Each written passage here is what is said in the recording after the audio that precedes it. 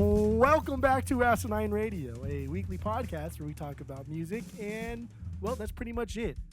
So, let's go!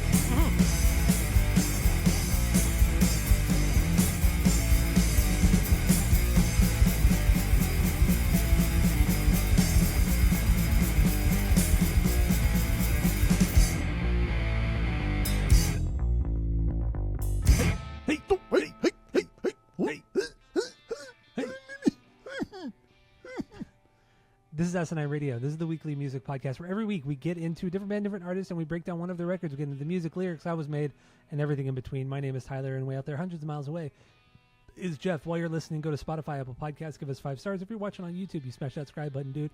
And also, at the beginning of this episode, we're gonna kind of get through our top 3, our rankings for Sublime, as well as our top 10 songs from Sublime, because we're not going to do a traditional rankings episode because there's only 4 albums technically.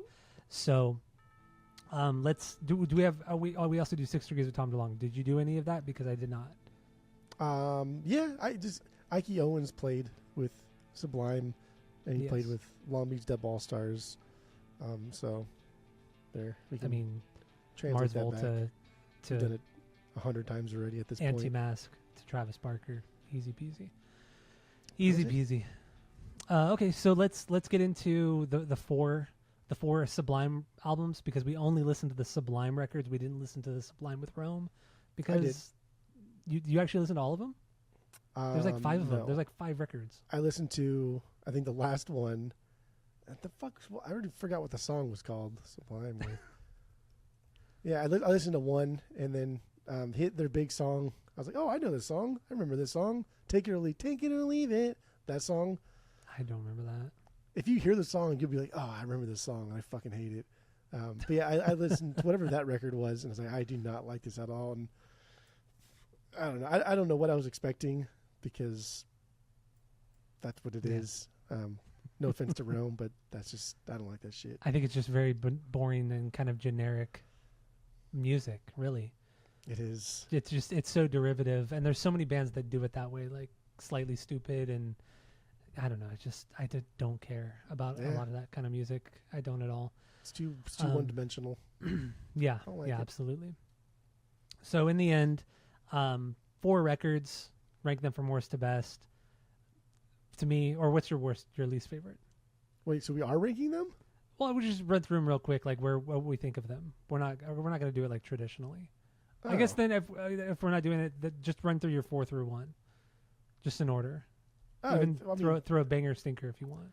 YouTube are not doing a rankings one. So I know. A whole rankings, and now you're throwing me through a loop. But that's fine. We'll just do that too. I don't give a fuck. We'll do it live. You can give your top 4. I know that. I know you can do your top 4. Joke my ass right now. Yeah, the new one. The new one is my least favorite. It's not the worst thing in the world, but it's this one is my least favorite so far. Oh, look at that! You got it on vinyl. You son of a bitch, because I'm going to get it on vinyl too.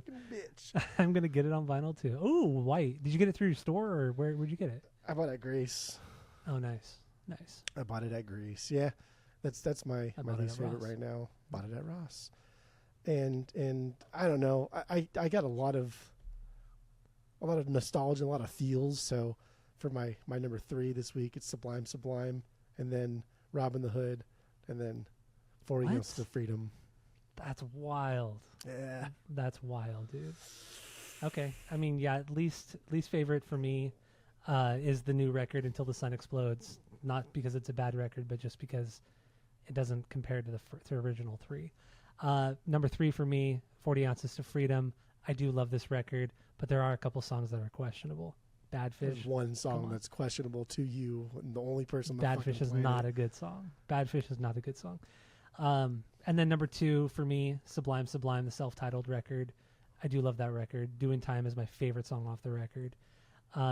Really, the only song that I don't really like on the record is probably Caress Me Down. I just think it's too cheesy.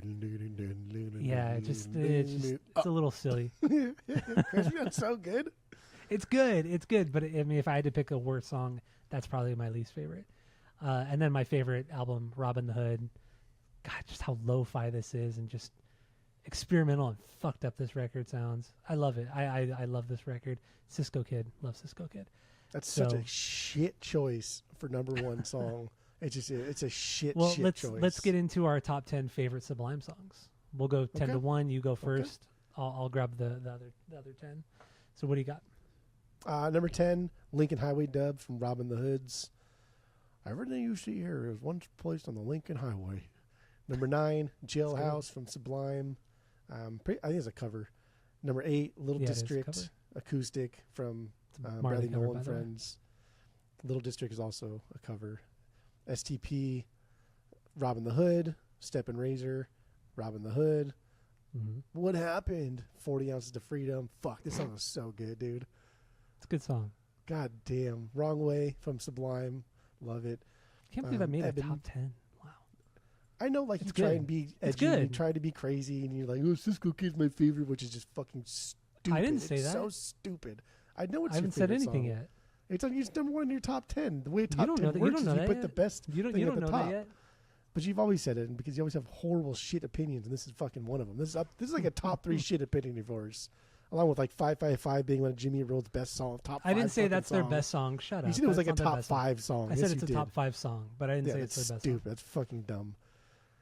Saw Red, Robin the Hood, and then my favorite Sublime song, Seed from Sublime. That's a wild number 1. Wild number 1. Best.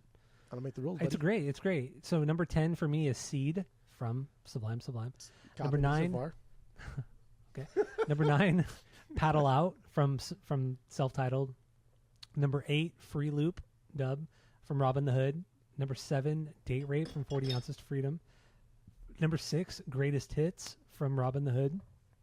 Number 5, Garden Grove from Sublime.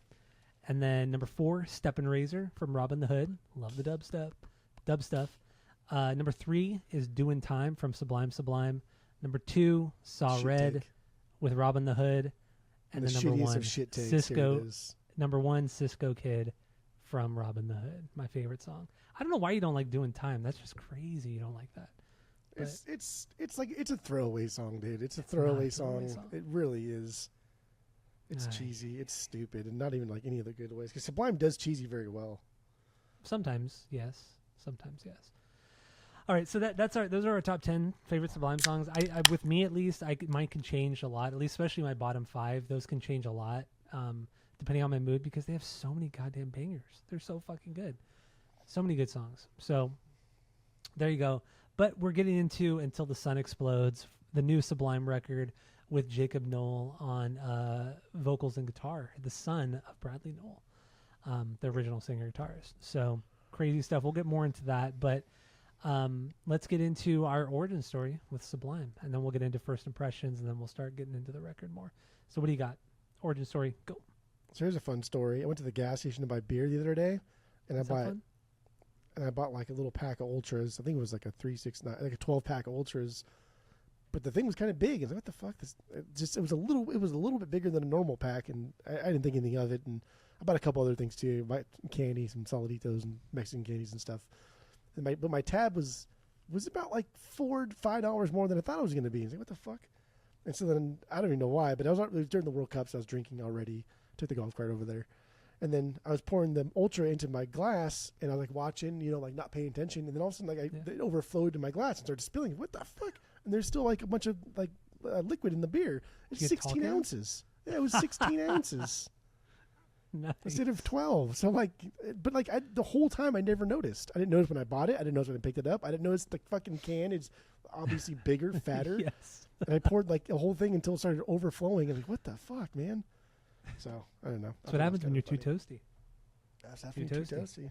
Too toast. What was your question? Yes, origin stories. Origin Sublime. Stories. We've done Sublime on the pod before, so I'm sure people have heard this story before. But my origin story was I stole this CD from a friend of mine's brother, Josh, my best friend growing up, Eric Mullins. I can say his name. I think he might be dead. Eric Mullins. Yeah, I talked to his sister years and years ago when we first moved out here, and he was having a hard time or something like that, and that was the last I ever heard of him. So I don't know.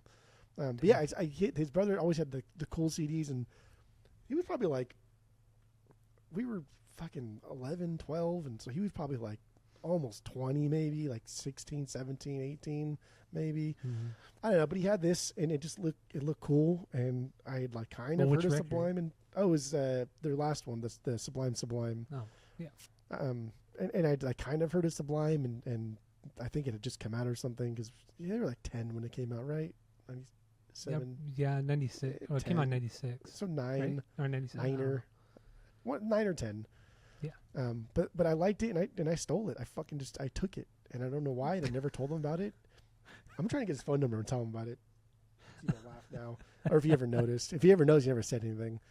But yeah, I took it, and that was my introduction with Sublime, and I didn't get into 40 ounces until probably like, I don't know, almost high school, and then I didn't get to Robin the Hood till high school.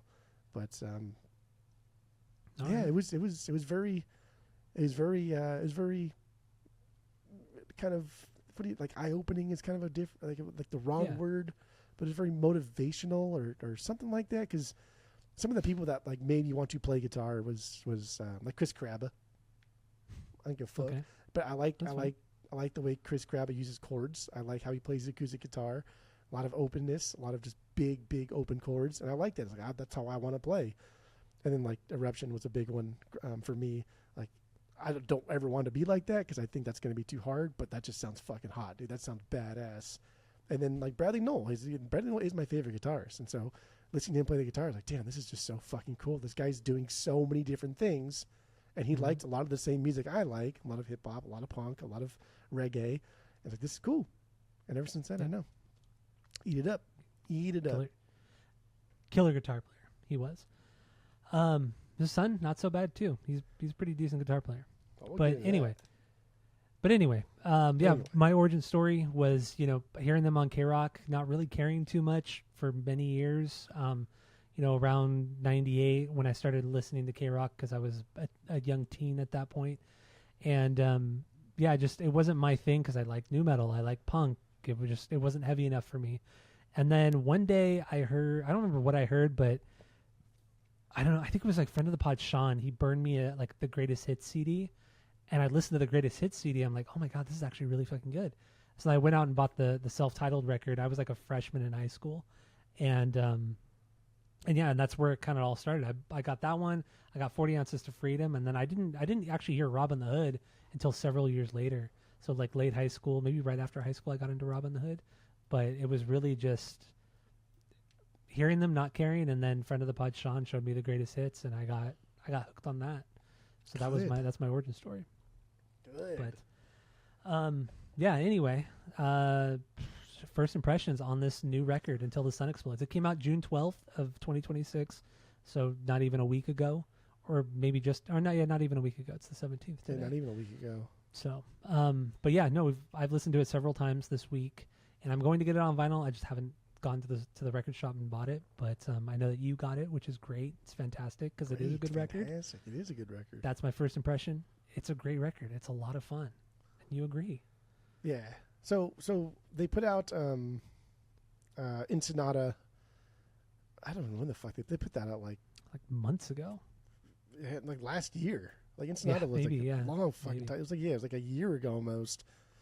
And because we had talked about like, damn, this guy sounds fucking exactly like his dad. Mm-hmm. Like Jacob sounds exactly like Brad, and it was wild. And then we hadn't talked, or we heard nothing about it. And then hey, we're coming out with a new record, and they dropped a couple more singles. I think that's the title track, and then Ensenada again, and that was in March. And then they went on K-Rock, and then it was Bradley and Eric were on K-Rock talking to the new K-Rock people.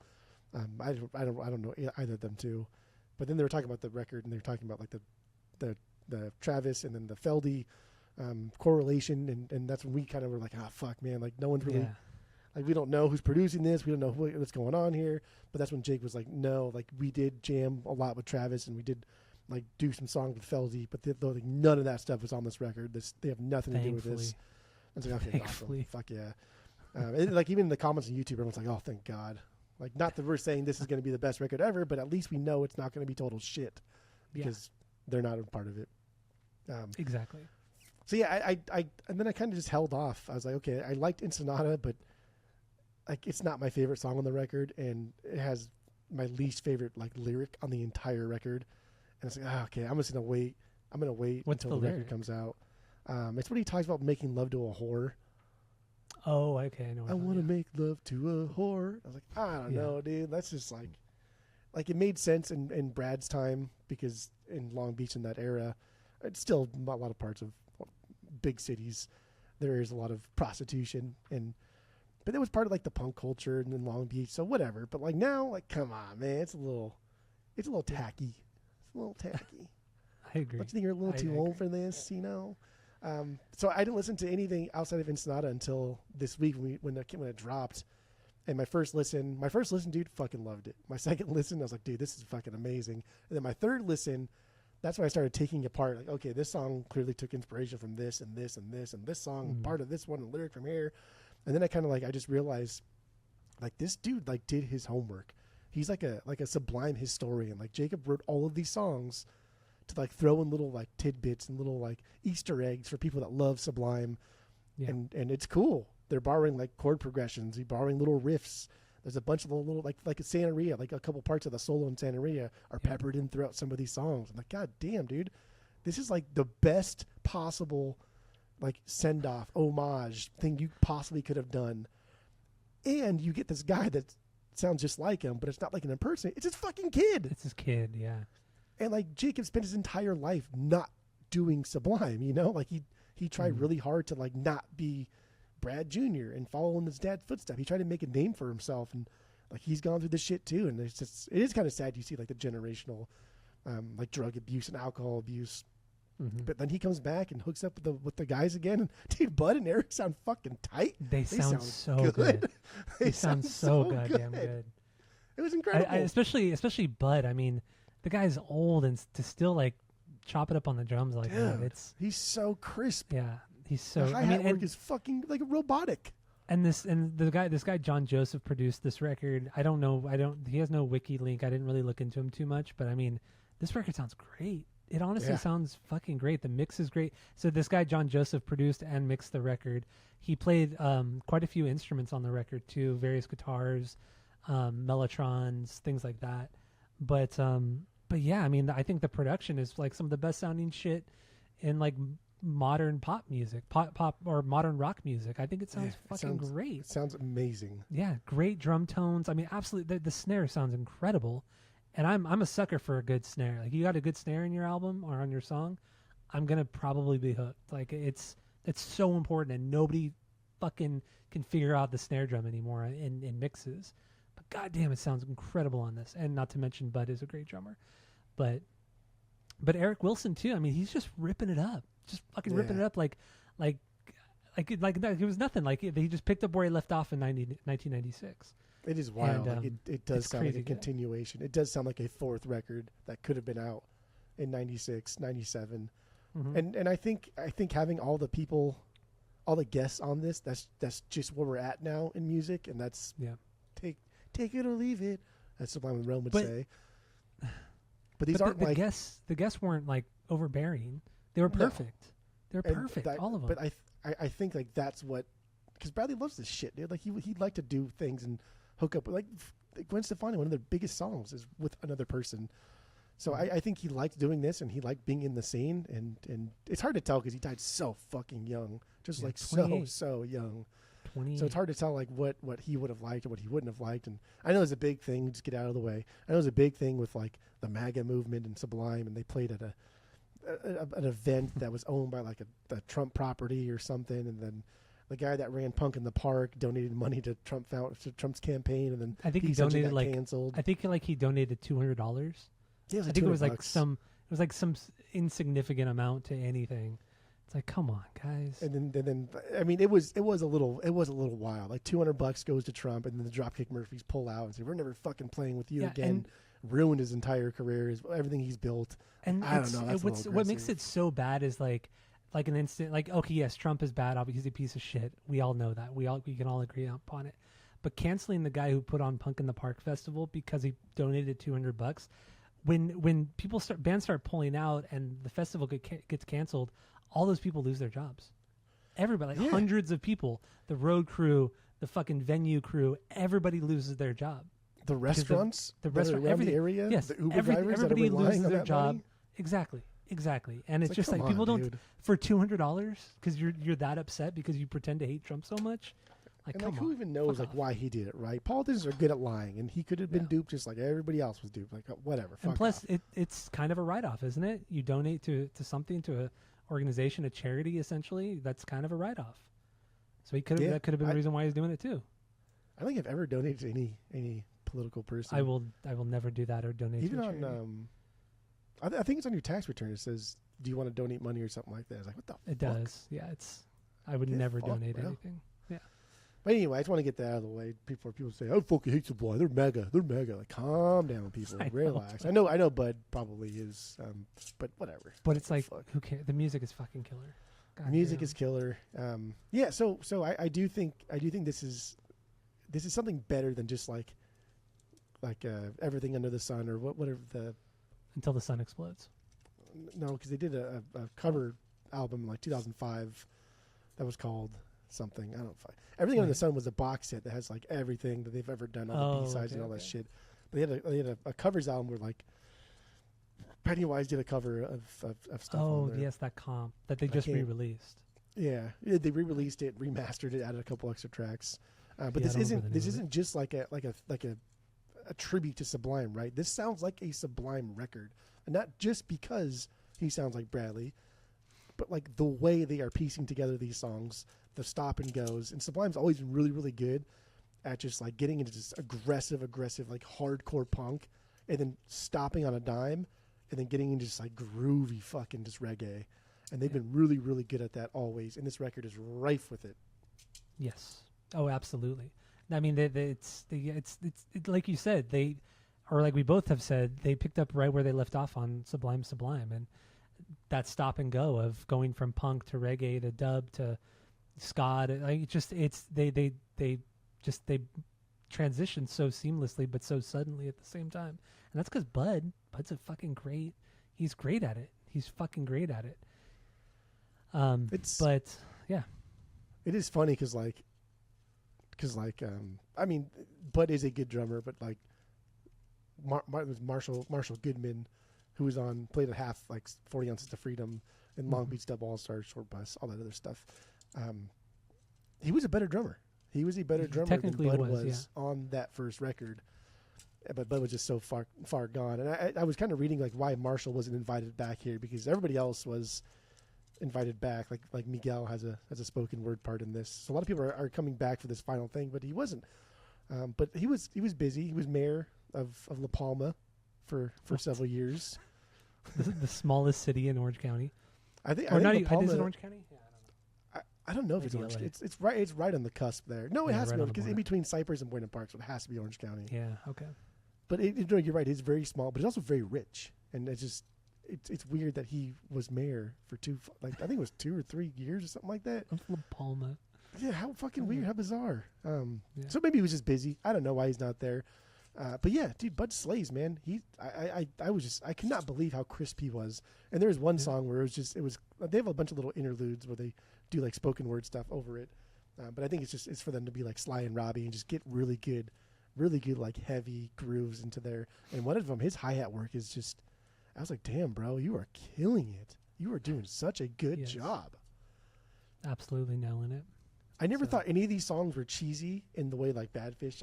I do like Badfish, but I do see how Badfish is cheesy. Yes, there are cheeseball moments here, but I never thought any of these songs like, oh, dude, this is stupid, man.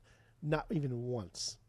Yeah, and also there are a couple songs on here that kind of have that generic Sublime formula, that kind of just kind of mid-tempo, maybe slower, kind of just like let's play reggae ska, and it's very kind of its genre. But that was what Sublime popularized. Yeah, but that's what Sublime popularized. And when you have 24 tracks, mind you, out of those 24, I think 5 of them are like interludes. 4 or 5 of them are interludes. Yeah. So you're getting like 20 tracks, like full-length tracks. It's fine if there's some filler. I mean, I get it. That's a lot of songs to do. Yeah. But yeah, anyway, otherwise, I mean, I have 10 bangers off this one. Like straight up fucking bangers on this. The rest of the songs for the most part are they're good. I put my top 5 just because I do have a lot of bangers too, and it was just because I'm not that familiar with them. I couldn't be like, oh, was this song better than this one? Like, I don't really know yet. It was kind of tough, yeah. But my 5 are like, no, fuck off. Like, these are right now. These are like set in stone. I would say, yeah, my top 5 are set in stone too. We could just do like our top 5 and then run through them all real quick. Yeah. I'm curious, is Come Correct one of your top 5s? Come Correct is my 9. Oh, it's not my top 5, but it's my number 9. Wow. Because this is my 5B. This is straight up like Waiting for My Ruka mixed with Cisco Kid. Yes. Like there was a couple songs. There were a few songs that were a couple songs that were very much like Robin the Hood style. So they did everything on this. Okay, so that's fine. Yeah. I was just curious. That one also features a couple other guys too. G Love and Special Sauce. I don't know who they are. And they're from another like jazzy R&B band or something like that. I don't know. I didn't know about them until this episode. But yeah, are we doing B's now? What do we want to do? Yeah, we could do B's. I mean, but you said that was a B for you, right? That was my 5B. But I thought that would be higher just because there's not much to get into. That's why I thought it would be higher for you, because it's like, let's get into Cisco Kid. Like, what would we really talk about for Cisco Kid? Just how cheesy and B movie it is, right? Like, that's what this song is. It's Waiting for My Ruka with that snare tone, that yeah, just the really loud fucking trash can sounding snare. And then Cisco Kid, like just almost like the TV's left on and you hear and it. And even in Come Correct, there's even like the horn, like just kind of like the random horn that'll play, but that's also very kind of Cisco Kid, like like it just but then that's a loop just over and over and over again, and you can hear the cut in the loop in Cisco Kid, but in here it sounds more natural. It sounds like somebody's actually playing the trumpet. It sounds less like a sample than Cisco. The way Jacob sings it is just the exact way Brad would have sang it and did sing it on Cisco Kid, right? In 1983. And you hear him like take those little breaths, and like Jacob just fucking kills it, dude. He's just such a good job. And on Cisco Kid, you hear him cough, like, yeah. and it's all like kind of slowed down. Because he's like he's drawing so much breath, he's getting so much breath out that he's not breathing properly, and he's just, probably smoking and drinking. God, I love Cisco Kid. I love Cisco. Yeah, no, Cisco Kid is a good song. Don't get me wrong, it's a good song. It's fucking stupid to think it's a top 10, and it's I can't even. It's on a different level of stupidity to think it's the best song. No, I don't like the rules. No books. Or what do they call them? No books. No notes. No notes. No notes. You're an idiot. No books. I hate when people say no notes. My number one, my favorite song, the moment I heard this, I was like, oh, dude, how the fuck are you going to top this? Is Backwards. Yes, that's my number one, too. That is my number one. I was as well. like, dude, this could be like a top fucking 10 Sublime song. I don't know, man. It is so fucking good. This was crazy. It has a guy named Zach Carper never heard before. on vocals, too. Yeah, from Fiddler. Yeah. So it's a faster ska song, like sick-ass bass line, some cool harms, and then it drops just kind of into these super rad punk things, too. And there's some horns thrown in. God, this song is so much fun. I love it. It's very much like self-titled era kind of punky. It's pretty like, it's not wild, it's not crazy, right? Like some of those songs in the self-titled era punk songs are just like, they're good, but what makes them good is like, what else are you going to do? And with this one, when they come in the second verse and the guy from Fiddler's in there and he's like he's doing all these wild things, like, what is this, dude? Yes, this is crazy. It's fantastic. It's surprisingly so good. I went back and listened to Fiddler because I had listened to him before. I didn't like him. I still don't really like him that much, but this was an incredible guest vocal thing. But yeah, like in here, like the stop and go, like it works so well, it flows well. Anybody can do it, right? Like, oh, this is the part where they're gonna stop, done, whatever. But like the way, I guess what made Sublime better at doing it was the genres. Reggae and punk, obviously they go together. Yes. Calm down, World Cup. Reggae didn't invent punk like Airbnb thinks they did, but they do go hand in hand. Yes, but also like just musicianship, right? There's a reason why a lot of bands just kind of do the ska thing. Like NoFX does it. Like a lot of people just do it, but then it's just third wavy and it's not very interesting, and because it's just one dimensional. But because they're all good musicians here, and Bradley could rip, like dude could play a solo. So they could do whatever they want to. How do we transition to this? I don't know. Put a solo one there. Here it is. And just rip it up. Fucking Van Halen style. Yeah. Do whatever the fuck he wants to do because he was so goddamn good at the guitar. And I do think Jacob is really good. Better than your average Barry by far. But there are parts where I'm like, okay. Like, and I'm not knocking Jacob, but I do think Bradley is an underrated guitarist. He just doesn't get the recognition he deserves and writes incredible melodic solos. I think the Santeria solo is a solo that should be talked to about much more than it is. But there are parts on this album where I'm like, damn, dude, Bradley would have ripped this up, man. There's no knocking Jacob. Right. It's just like when your dad's the GOAT, right? Like, whatever. Yeah, when your dad has proved himself on 3 fucking records, especially I really think the 3rd Sublime record, he really shines as a guitar player. Oh, that's where he really fucking shines. I agree. And yeah, I mean, no disrespect to Jacob because he is really good, but his dad was just, it's the melody. It's the melodies that he had, not just vocally, but his guitar playing was just so fucking melodic. And the way Bradley played, it was just like his guitar and his voice and his music was just like all in one. Like it was like almost like a symbiotic relationship. Like it was like the guitar was a part of his body, and he just knew how to like just bend and slide and just play the right fucking notes and chords. And God, he was just such a smooth. Well, he was a smooth player when he wasn't fucked up, but he was fucked up a lot. Very, very rare. Yeah, which was a lot. But I mean, the dude could fucking jam. He was really fucking good at it. But yeah, anyway. I think too it was for this week too. And then I'm a Sublime apologist through and through. I don't fucking care, but I did get kind of like emotional listening to this because I thought like, man, what it would be like to have a dad that you never knew, right? Because he was several months old when he died. To have a dad that you never knew, but only exists through like someone else's eyes, and there's the whole concept of we are like who we are because of how other people see us, and that's just like the ultimate test, right? Is just you will never know your dad except how other people want you to know your dad. And so this record I kind of felt was like this weird journey of like Jacob meeting his dad for the first time through like the music, because it was because again like Jacob has tried so hard to like distance himself from the band and not be Sublime and not come back and play. I think they played a charity show in 2013 or 2018. I can't remember. Did, yeah. But like other than that, like not really. But he does have close relationship with Bud and Eric and Fletcher. I fucking guess they've been friends for a long time. Yeah. But it is kind of weird, right? Because like what, like how do you tell somebody, like even like Kurt Cobain, right? Like how do your parents are so fucking big. People are wearing their T-shirts and you never knew them. Yeah. All you know them is just Frances never knew Kurt, and then her mom was a wacko. We know Bradley Noel just as good as Jacob does, if not better. Yeah. You know what I mean? Like I know I agree because we've honestly spent more time with his music than I'm sure Jacob has. I mean, I can't even tell you how many times I've listened to all 3 of those Sublime records over the years. But like, what would it be like to sit down with Fletcher or to sit down with fucking Travis Barker, right? And Travis is like, yeah, I grew up listening to Sublime, and like I fucking love those records. I'm like, my God, he was so good. And you're Jacob. You're like, well, I like you a lot. Like you're my hero. And then Travis is like, well, your dad was my hero. Like, what is that? You know what I mean? Like, how could you possibly like that's? It's sad to think about. It's a feeling nobody should ever have to go through.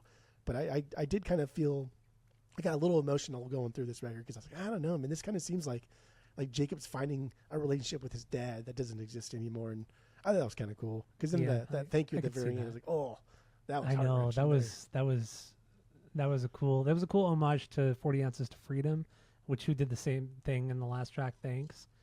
But just thanking everybody, and I don't know, it was just. It seemed like it was like a good closure to. It was a great closure to the record, like I did this for you. Like he even says in the song, like I did this for you. Like I did this for Sublime. I did this for my dad. Like it was so. That's wild stuff, man. It's so hard, sad. It's tragic, and they end it with like a moment of silence for Brad, and then at the very very end, there's like a spoken word thing. And I don't know if it is Genius. It says like Bradley. And then in the spoken word thing, he says, "My name's Bradley" or something like that. So maybe they found like an old clip that they never released or something like that, and that's actually Bradley's voice. That would be cool. I didn't see anybody else kind of talking about it, so time will tell. I like to think that, But yeah, it was a good closer. I'm talking about the closer right now though. And then in like one of the interludes, they have Bradley's dad or Jacob's grandpa, talking about Sublime, and that was like so cool, man. It's just crazy. And just a couple of the interludes, they had just people talking about Sublime, like saying that this band's so good. Like one of them was Bradley's like Mike Watt, like comparing Sublime to or just comparing Brad to D Boone, and just like kind of making fun of how like they're kind of pudgy and kind of big, and but they don't give a fuck, and everybody loves them, and. Like going to shows, right, and then seeing that the security guards like not let Bradley through because they don't think he's in the band because he doesn't look like a guy that's in the band. No, not at all, not at all. It's so fucking great. I was also gonna say, oh damn it, what was I gonna fucking say? Shit. Okay, sorry. Continue. I'll remember later. Yeah, that's Backwards is my 1B, and that's a hard 1B. Like. Yeah, that was like fantastic. That's beyond. Like that's something that when I listen to, like, dude, this could be a top 10. But like Sublime has so many fucking good songs. I don't think it will ever be, but it's up there. It's up there. I mean, yeah, that's out of new Sublime. This is by far the best song. Backwards is fantastic. So then that's because that's both our number one. What's your number two? Second banger. Scroll down. Oh, on there, dude. Well, I don't know about that, dude. Well, this is fun. I'm having a blast. Oh, right now. Personal Hell. Personal Hell. Personal Hell. That's my 3B. So let's get into that. You caught me fucking mid like highlight. Well, that's fine. You should know what you're doing. You boom. Like, okay, that was good. Next one. Like there's like no no like transition. Well, I mean, I guess I could say, is that all we have on whatever song? Okay. Just trying to keep the flow going. Yeah, Personal is my 2B. Okay. Again, this one has very, very self-titled punk vibes to it. Because I feel like the punk songs on self-titled were very, like a lot of reverb on the vocals and kind of like just heavier, punchier instrumental parts. Aggressive guitars. But like it wasn't like Descendants kind of like punk. It was more heavy metal kind of punk on self-titled. Mm-hmm. Whereas on like 40 Ounces of Freedom, like that was a more like DIY kind of shittier sounding punk. Yeah. But Personal Hell, it reminds me of that. I think it's fucking super catchy. I love his solo on this one. I think it's rad. And then my favorite line on the whole record is here when he says, "If he got away with murder, did he murder at all?" I don't know. I thought that was cool. I was like, that's a cool fucking line, dude. And like the way he says it is really cool. And throws it in there. It's like, oh, that's fucking catchy. I like it. I like it. I just thought it was really catchy. This is also like a kind of a thrash metal song, and I would say this is probably the heaviest song Sublime has ever done across all 4 records. This is the heaviest they've ever gotten. This is heavier than Seed. Seed's the heaviest. I think it's because this is more metal and Seed is more punk. It's more punk related, but if you listen to this one, it's just all the. It's very like chuggy. It's very thrash chug, which I think in turn is more metal. And Jacob comes from kind of a metal background, like he was playing in metal bands prior to him doing Sublime and Jacob's Castle. So I mean, he likes the metal stuff, and that's why he because I saw Jacob's Castle play live. They opened up for the Vandals last December. And so I did get to see him live, and that was super fucking cool. And actually, Smelly was playing drums with him, which is from NoFX, was playing drums with Jacob. And the songs were like heavier songs, and he sings with like more of a grit, like more like a yell or a scream than he ever does on any of the Sublime record. Like he stayed true to what Sublime normally sounds like and what his dad sounded like, which was remarkable that he has that much control over his goddamn voice. It's so rad. Like I have nothing but praise for Jacob. I honestly I have nothing but praise for this dude because god damn, he's fucking good, man. He's fucking good. And we sing Bradley's praises so much, but his son Jacob is fucking incredible. And I even like outside of music, outside of Sublime, I've seen a lot of videos with him just like hanging out with friends and hanging out with people. And did you see that one video of where he was at In-N-Out and he ran into like some like video game influencer or something like that? No. And so the video game influencer had like the meta glasses on or something like that, or he had like a camera and he was at In-N-Out doing something, I don't know, there with the food or whatever. And Jacob, and he's a popular YouTuber, and Jacob went up to him saying, "Oh my God, I love your channel. My friends and I watch your channel all the time." And the guy was like, the YouTube guy was like very appreciative. And he's like, oh, thank you. I mean, that means a lot, whatever. And then he starts like talking with Jacob, and he's like, oh, what do you do? And he's like, I'm a musician, whatever. Saying, just kind of being like, whatever about it, like totally normal. And then he's like, oh, can I take a selfie with you? Like, he's totally stoked that he's meeting this guy, this YouTube guy. And then the guy's like, it's like, oh yeah, what kind of music do you play, or what bands are you in? He's like, oh, I'm in this band called Sublime. And my dad used to be in the band. Like, he was like super chill about it, and like there was no like cockiness about him. He was just like kind of like throwaway. Like, this is just, yeah, I'm playing in this band. And the guy's like, what, really? Like, he was like obviously shocked because he knew who Sublime was, and he kind of didn't believe him. But it just the interaction was just so pure and just so nice and heartwarming, and it was cool. It was just really fucking cool. And he just seems like that kind of dude. And you watch him play like songs, and between songs he's just talking to the crowd and just talking about how great everyone is. He's just so positive, such a positive dude. So it was nothing but good things. What was that? 4 inches? That was the guy. The streamer's name is 4 inches. Oh, you found it? Yeah. Go watch the video. It's really cool. It's like a couple minutes long, but yeah, the dude was just randomly filming himself in and out, and Jacob came up to him randomly. I mean, I could see that. Because there was a video, I watched not a whole lot of videos, but I watched some videos where Fletcher came out on this last, where the fuck they were playing, one of the Warped Tours they were on. Jacob asked Fletcher to come out and play Same in the End, because apparently like years and years and years ago, Jacob was at the show and Pennywise was there. I think it was that was in DC or something, and Fletcher had asked Jacob to come out and sing Same in the End. And he fucking like butchered it. Jacob could not. He didn't know any of the lyrics. He was on his phone the whole time, and he just sounded like shit. And Fletcher's like, "Don't worry about it, bro. Like, don't worry about it. Like, I shouldn't have done that to you. I'm sorry." And like, it was a big deal. And then Jacob invited Fletcher out this time to play with Sublime. And I remember seeing that. That was all like a pro shot video, right? And yeah. But even still, then like you could tell, Jacob is very. I don't want to say like shy, but he kind of doesn't know what to do with himself in the capacity of Sublime.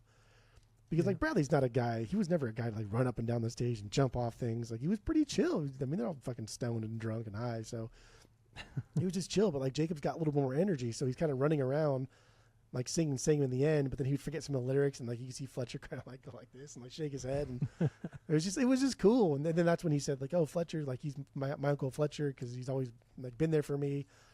I'm like, damn, he's like stuff you just don't hear about, right? And we love Fletcher a lot, and it's just cool to hear that like these guys never like abandoned him, even though his dad died, 30 fucking years ago. Yeah, it's crazy.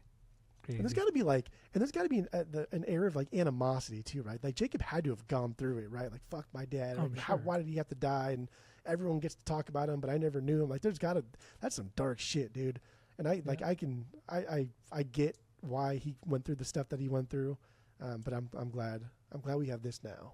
Yeah, no, I think he's extremely positive person, which some people present positivity on the outside and then deep down they're fucking hurting. But I mean, I'm hoping it's not that way. But he's very, very positive, fuck, man. Like everybody you talk to, right? On Sublime, oh dude, like your dad. Like everybody had positive things to say about Bradley. Like he wasn't it's like cool. He wasn't a hated dude. Like the worst thing people said about him was that he got fucked up too much, or that Lou Dog bit people, and it's his dog. Like that was like so many people. I know. So many famous people. I think Lou Dog bit fucking Gwen Stefani's like iconic red dress one time. Well, they got kicked off the Warped Tour for a week because they only been playing for a week, but the dog had already bit like 4 people on that tour, and so they kicked them off for a week to like teach them a lesson, I guess, and then they just rejoined it was the first Warped Tour in '96 that happened. And rather than like just not having the dog on stage, they're like, okay, we just won't play. That's crazy. I know. That's fucking crazy. But Personal Hell. This is just a really great song, and again the guitar solo. Like he's a killer guitar player. But I did note I've seen some. Did watch the same Pro Shot video that you're talking about, the one with where Fletcher came out and played. I watched that same one, and I'm sure he still does it with Sublime, but he doesn't play guitar the whole time. No. So they have a second guitar player on stage. Yeah. I don't remember who it is, and I'm fine with that. because the songs sound great, and you know, Jacob doesn't need to play guitar if he doesn't want to. Like he's not obligated to be exactly like his dad. So we're not here to see something new. We're here to hear Sublime songs. Yeah, and if he focuses on the vocals more because he feels that's his strong point, then that's fucking rad. Let him do that. Like, not that anybody's complaining he doesn't play guitar. I just think I support this guy so much. I think he's just doing a fantastic job with all these songs, and he co-wrote all these songs with Eric and Bud. There were a couple other songwriters on a few songs, but overall, it was just the three guys writing most of this record, which is fucking rad. Bud and Eric, man, they're at least 60. Yeah, at least. Because it's been 30 years, and Brad died at 28, so they were 28, 58. Yeah, they're like 60. So then, so I was just, I could not believe how good he was. So then I watched 3 songs from the Red Rock show that they did in April. Okay. I think it was April this year, yeah. Because I remember that was like right after I started, like, I just want to go to Red Rocks. and it never even occurred to me that I should have thought about this before, and then I watched it. So then I watched Ensenada because they did play that at Red Rocks. But then I watched Jailhouse, and then I watched Seed, and I was like, damn, bro, that's fucking cool. They did a really good job. They sounded really cool. And like Jacob, you know, he's no Tom DeLonge as a front man, but he's good enough, and I like it. Dude, and they played Seed. They played Seed at Red Rocks. I think that was the first time they played. I guess it really doesn't matter, but that's the first time they played Seed since they wrote the album. Like since the album came out. Oh no shit! So they never played it live. No, like even any other iteration of like Sublime, nobody ever played it until that one. So that was kind of cool. Yeah, that is really cool.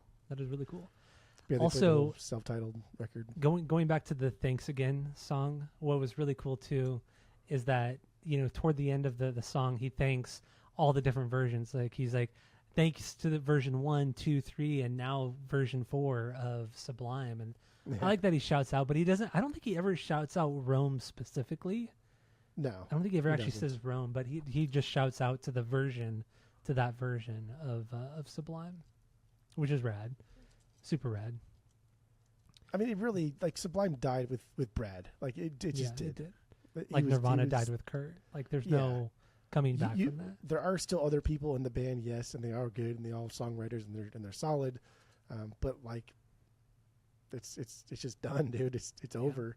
Not to say that I don't mind seeing this. Like this is still really good, but it's just I'm not going to pretend this is the same thing. You know what I mean? It's something different. Because it's just not. And this is like the perfect homage. Perfect dedication to, like we said earlier, this is a perfect dedication to Sublime, to the original Sublime, to his dad. And like honestly, they couldn't have done it better than this record. They really truly could not have. They could not. Because it would be if it was anything more, it'd be too derivative or too experimental. But they just nailed it, like on the fucking head. They fucking nailed this album. And it's just remarkable. He hasn't been a member of Sublime since his dad, or since he was born. You know what I mean? Like this is it. Like he hasn't built a career trying to piggyback off. He's built a career doing the opposite, trying to distance himself from his dad, and maybe that was part of his journey, like going through like that process of like, fuck him, I can't believe he did that to me, right? Like maybe he's finally like okay with it. And he's finally like at peace with whatever he's been dealing with. I don't know if he's. I'm pretty sure he's like sober. If I'm like I said, I think he went through it. Like drugs and alcohol. Yeah. So I think he's sober now. But like, I don't know. Had they released like 4 albums with Jacob already, and they're all kind of like, like this may not have hit as hard, right? Like it'd still be good, but like we kind of like, I don't know, but like, whatever. But I think because this is all we get, I think it's better, I guess. It's not as diluted. Yes. And I don't know. I'm just so impressed with this. And also, you know, going into this, I had low expectations because I wasn't a fan of Sublime with Rome. When I first heard it, I just wasn't into it because it wasn't Bradley. It wasn't what I wanted. But yeah, so I went into this skeptical, low expectations, and it just blew past those expectations. It was so much fun. This record is so much fun. So if you like Sublime, you're gonna like this record. Like if you For like sure. the OG Sublime, you're gonna like this. Like it's just yeah, it's crazy if you don't. I mean, If you don't like the OG Sublime, then something fucking wrong with you. And two, you're not gonna like this. but also we've talked about this before. Sublime it seems like they're a very regional band. Like if you're They not are very, for sure. California or maybe like the Southwest, like you're not going to really care about Sublime. Or it doesn't seem like they're popular anywhere else, but outside of the Southwest of America. That's because like he died young, and they didn't get a chance. Like he died before their third was released, so he didn't get to see that thing blow up. He didn't get to see Santeria get played in K-Rock every hour on the hour. Like he didn't get to see Even any to of this that. day. I'm sure they fucking do, Even to man. this day, man. God, and Santeria is such a good song, but fucking hell, did They K-Rock play it just so like, goddamn much. oh my god. Santeria, Wrong Way, What I Got, Date Day Rape. Rape. Those are the songs they just constantly play on rotation every fucking day on K-Rock. It's crazy. So, like, but, I don't know. Listening to Sublime, I truly think that if you just shut the fuck up and listen, you will enjoy it because these songs are there, very, very melodic on all of their stuff, on their big ones, and like everyone knows Santeria, right? That's crazy. That's world they don't famous practice it. KROQ Santeria. So I do think Sublime is very, very hyper regional, but I think that's just because time. Like he died too young. But I think if people just fucking listen to it, they're like, oh wow, that's pretty damn good actually. Like I can't imagine someone listening to Sublime like, nah, that was stupid. I don't like that. I can't. I refuse. I know. I can't imagine it either. Even like for example, Tammy, she has never liked Sublime. I played Sublime, and then the last time you were out here in California at my house, we were listening to like all the Sublime records in the room, and she was just hanging out with us, just hanging, and she's like, "Oh, this is actually really good. Who is this? Like, I don't even know. I have no idea what this is." And we said it's Sublime, and she's like, "I had no idea. This is way better than most of their music." And it was just like a random track off of like 40 ounces or something like that. It wasn't even, but it's just like there's so much more than their singles. The band is so much more than their singles. So much more. Yeah. Good.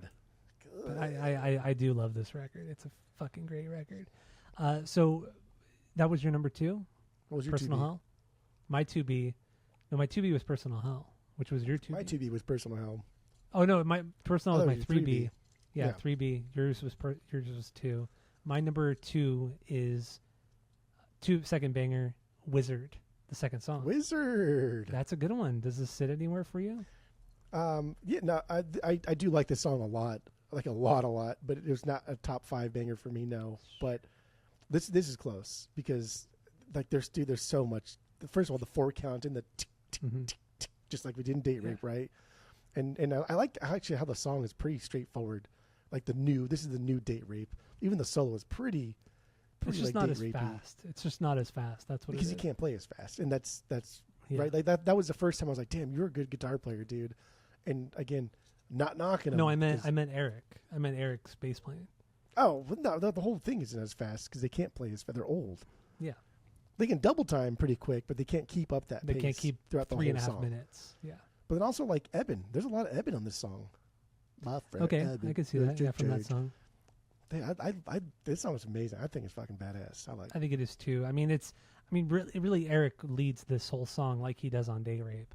It's a bass driven song, mid tempo, but I love the guitars. I mean, and it's cool when you listen with like headphones in, you could hear it's 2 different guitars in both ears, and one's a little bit off time from the other, so it's like you get this like cool effect. I love it.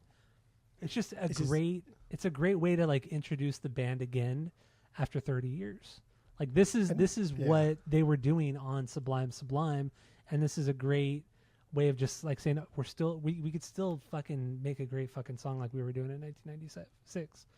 So And this is one where Bud is super crisp, and he kind of like lets in those like open hi-hats every now and then, just for no reason. You're like, oh, that was good, but everything else is just like that, just crisp hi-hat. Such a good sound.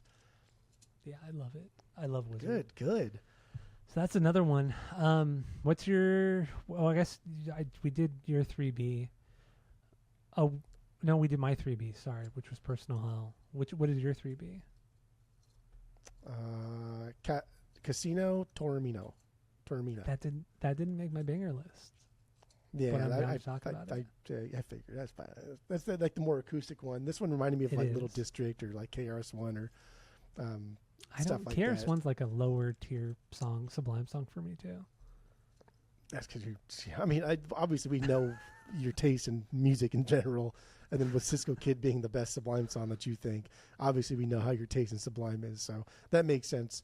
But his chord, like the way he's hitting the chords, is very KRS. The ding ding ding ding ding ding, like very KRS-One, and the brum, brum, brum, very KRS-One. But Little District like a top 10 for me, and I fell in love with Little District again because of this song.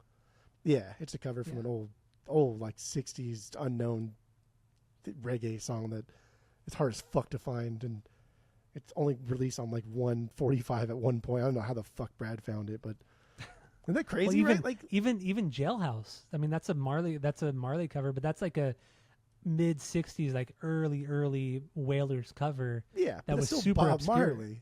Yeah, but it was still super obscure. This like is it wasn't. This is a song that is not on streaming. It's not on any. You can see it on YouTube, but you have to like know the exact person to look for it. And it was released on a 45, but it was only in Jamaica. And then when they re-released the 45, like a couple years later for like a worldwide release, after like Chris Blackwell got involved in the reggae scene, made money, they changed the track listing. So even on like Discogs, you have to know exactly what you're looking for because it's so fucking obscure. So like the original Little District is only really on 145 ever. That's it. Like that's a deep cut. Dude. That's crazy deep. Cut. Yeah. But that's what this reminds me of, and I like Bradley's acoustic stuff. I think he's good at everything, to be honest. Yeah, no, I think I like his acoustic stuff too. I almost actually purged the Bradley and Friends. Did you listen to it again? I did listen to it again, and it's fun. It's so good, but it's also like, damn, bro, like you're about to die. I listened to it this because it's in my purge pile, and then I listened to it on Spotify. I'm like, after this week, I listened to it, and I can't part with it. It's so good. It is kind of sad though, dude, because it's like what's gonna happen to him, and he sounds like he's on that trajectory, right? Like, damn, bro, you're about to die. Yeah. Like if somebody would have just told him, right? I'm sure like everybody told him, but yeah, I'm sure. But anyway, yeah, that's crazy too. Casino is it's a cool song. People still liked him, right? Like when what's the fuckers from Alice in Chains? Jerry Cantrell, the singer, fucking Lane Staley. Lane Staley. Lane Staley. Damn it! Like when he died, no one found him for like 2 weeks. I know, right? Like he just died in his apartment. Yeah, because everybody like fucking hated him because he was insufferable to be around.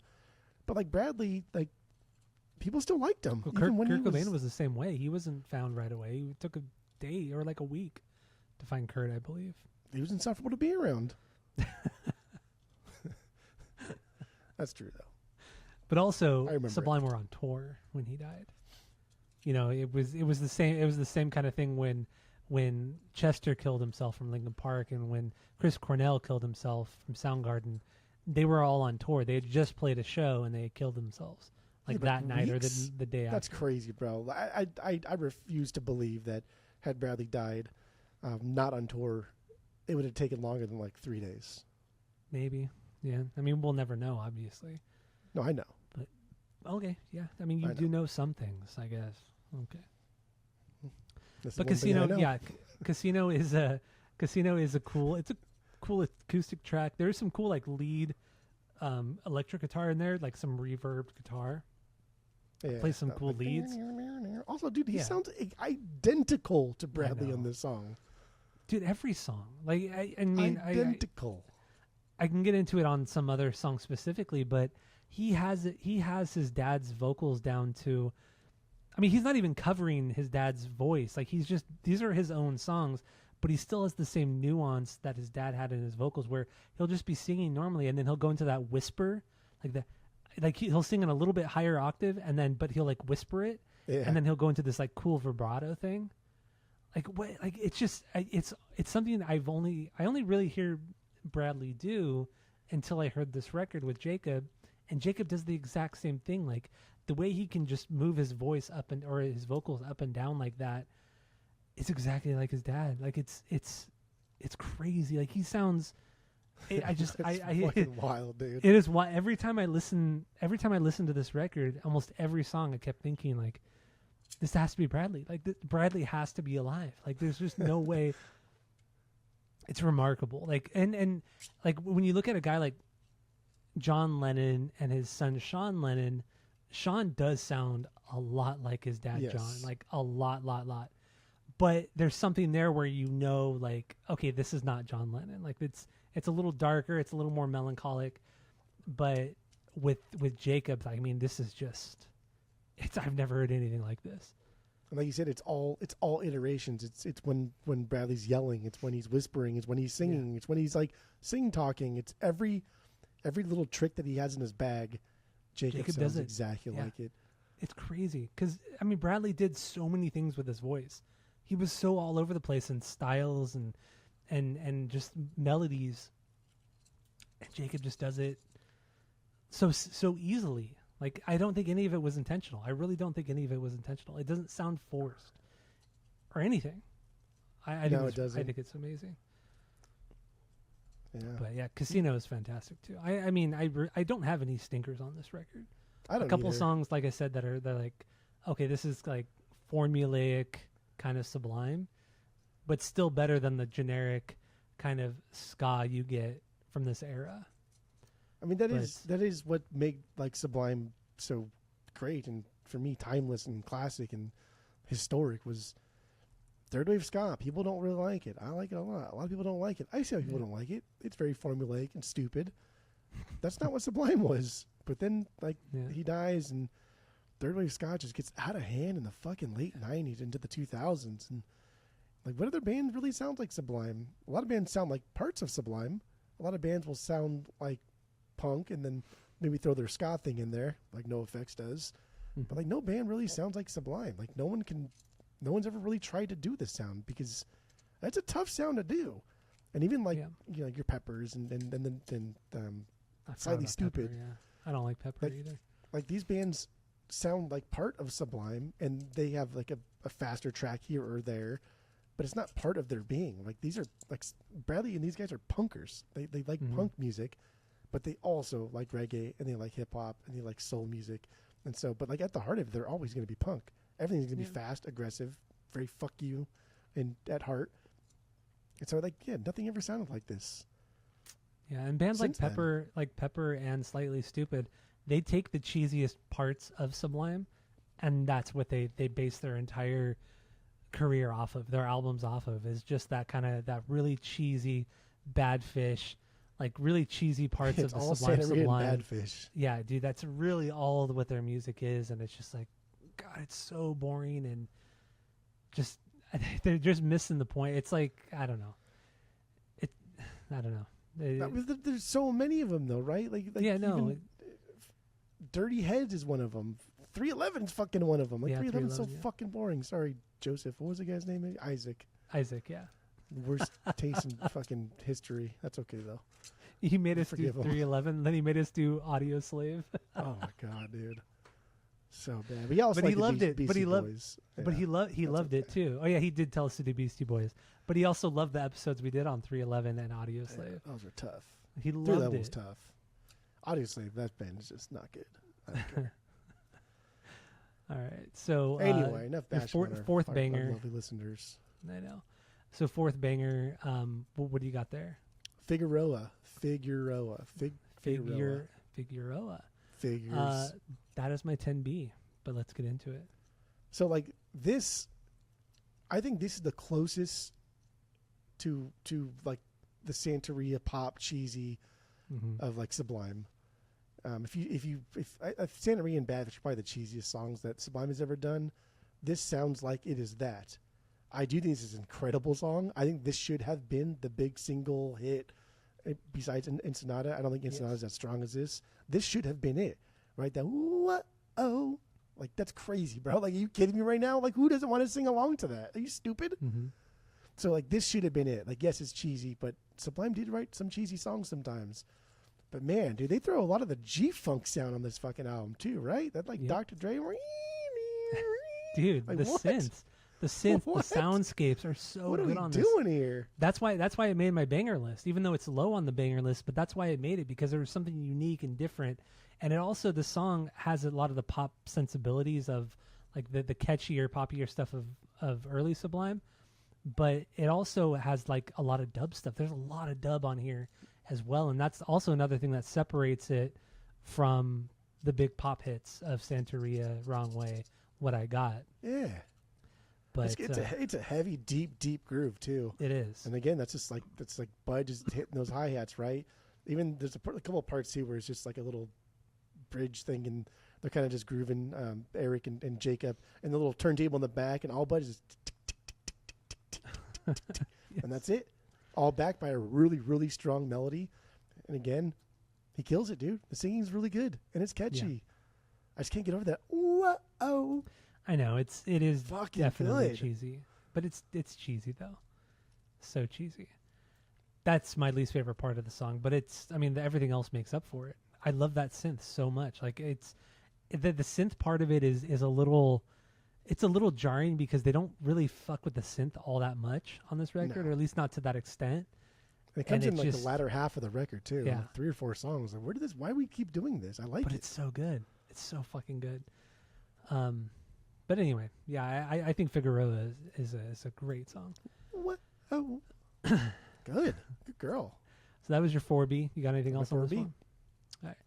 My number 4 is Gangstalker. Gangstalker. The one That's right a good before. one. Yeah, right before it. So This one opens up, and this burritos, right? yeah, Like that, how that opens 100%. up. That's 100% burritos. It's so fucking wily. And the part where he goes like 1 time, 2 times, that's called back to like 54-46 on 40 ounces. But the verses are where it's at on this song for me. I fucking love these verses. I think they're amazing. Chorus is a little bit weaker, but I think that's by design. We're focusing on the verse and the instrumental parts. Yeah. I mean, I the burritos. Actually, I didn't even think of burritos until you said it.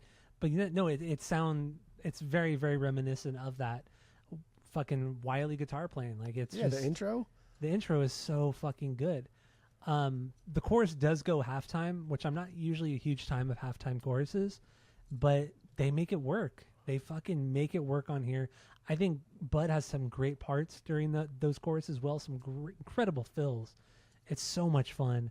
And then it just drops back into like the fast ska kind of thing. And then there's like some cool trumpets and trombones, and there's even a trombone solo. Which, Yeah. I mean, come on. That's how 90s is that? How fucking 90s is that? A trombone solo. Trombone solo. Tromboner. I think the verses, I like the verses a lot too. I think they remind me of What Happened from 40 Ounces. The kind of like pacing and how he says it. Wake up in the morning, clock says 1:30, right? They kind of get that pacing a little bit.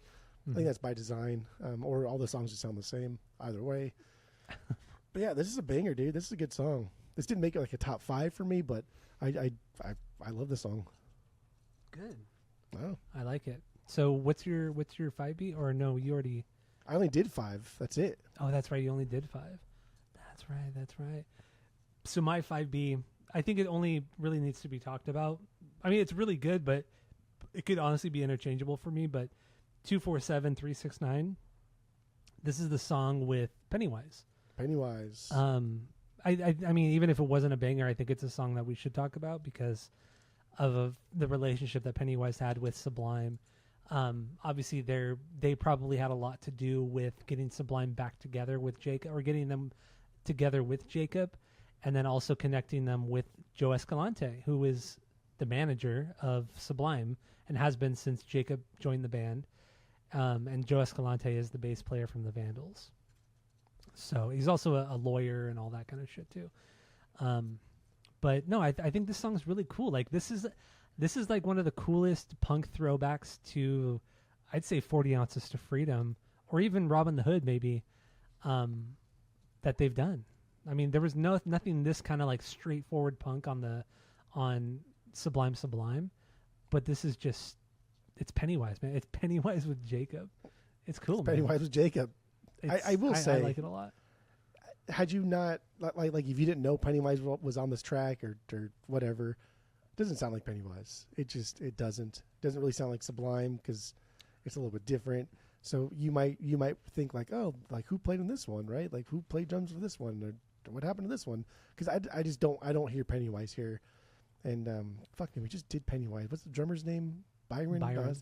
Is it Byron? Yeah, Byron's. Yeah, the way he plays drums is very, very distinctive. A lot of tom usage. So yeah, you're right. I mean, I guess I misspoke about. But I guess what I meant more to say was that this song doesn't sound like Sublime. Like it sounds like somebody else, but not Pennywise. Maybe not Pennywise. Yeah, it doesn't sound like Pennywise or Sublime, but like Jacob singing on it. I think it's cool. I like it. I think it's fucking rad. And like, you're not going to put a new Sublime record or not have Pennywise. It's just not going to happen. Pennywise were the stalwarts in the punk scene in the early 90s.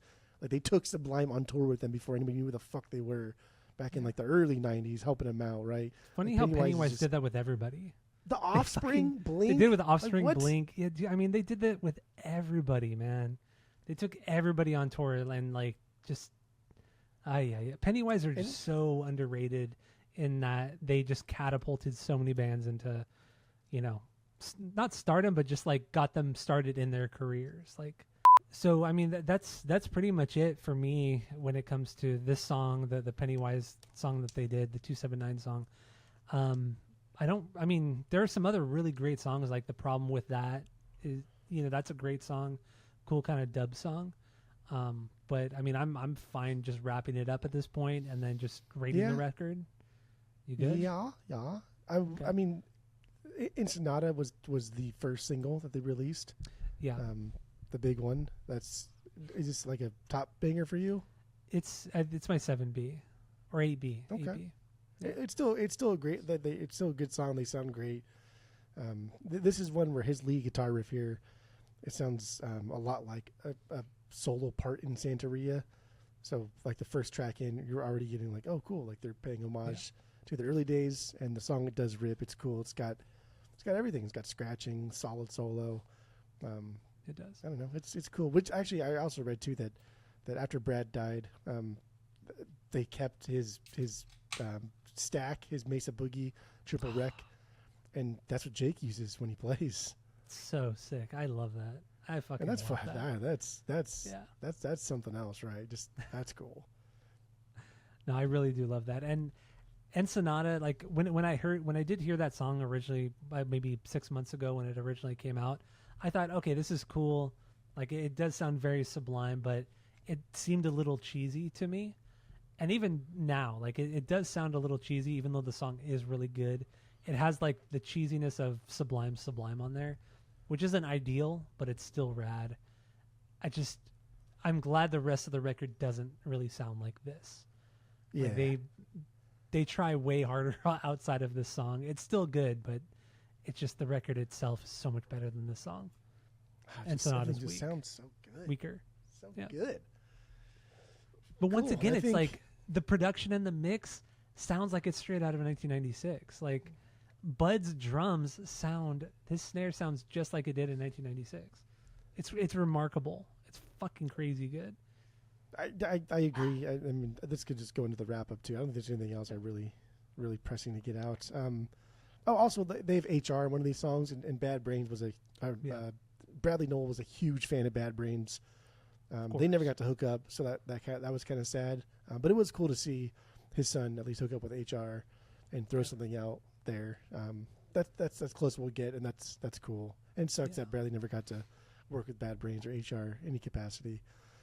But other than that, that's it for me. I got nothing else, kid.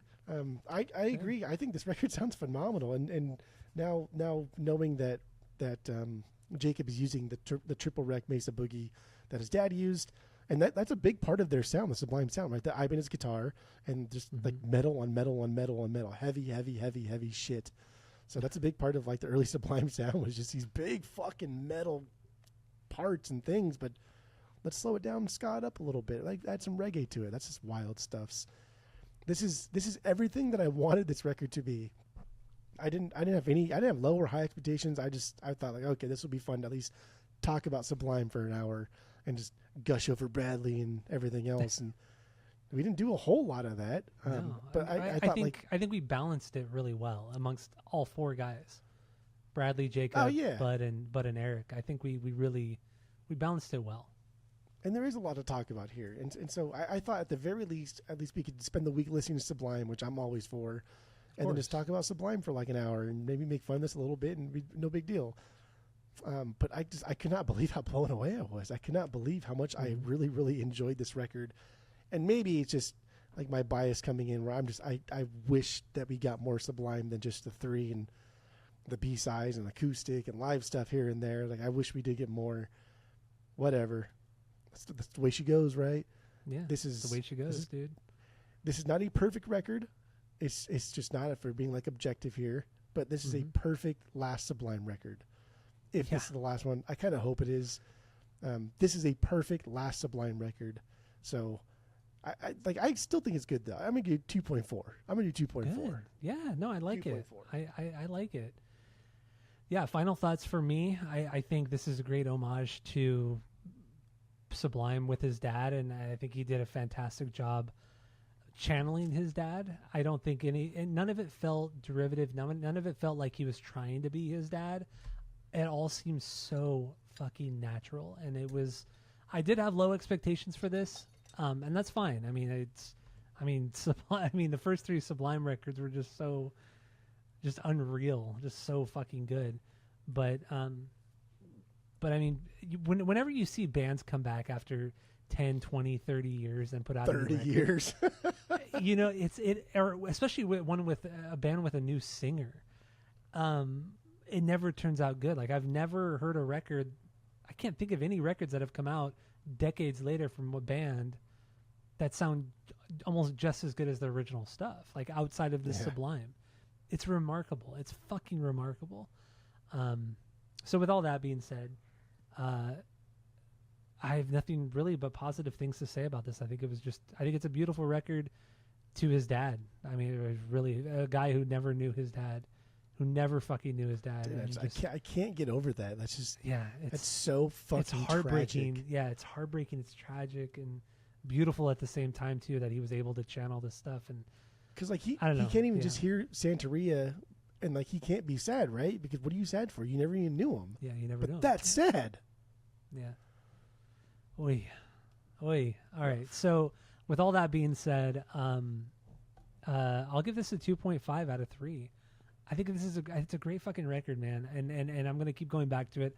I'm gonna actually go to the record store tomorrow and buy this. I've been wanting to go buy it, but I just haven't had time to go to the record store. So I'll get that from either White Rabbit if they have it, or if they don't, Program will probably have it. So I'll stop by there. But 2.5, good score. Not as good as Louder Now, but a good score. It's true. I do like Louder Now by Taking Back Sunday more than this record. Louder Now is perfect. So it is a perfect record. Yes, correct. I mean, you could say Louder Now is on the same level as like Rubber Soul. I do love Rubber Soul too. I like Rubber Soul more. Records. I like Rubber Soul more than I like. But they're both perfect records, though, right? Yeah, they're both perfect records. Yeah, but one is more perfect than the other. We all know this. So anyway, thank you all for listening. Go to Spotify, Apple Podcasts, give us 5 stars. If you're watching on YouTube, you smash that subscribe button, dude. That's what the kids say. And that's it. That's all.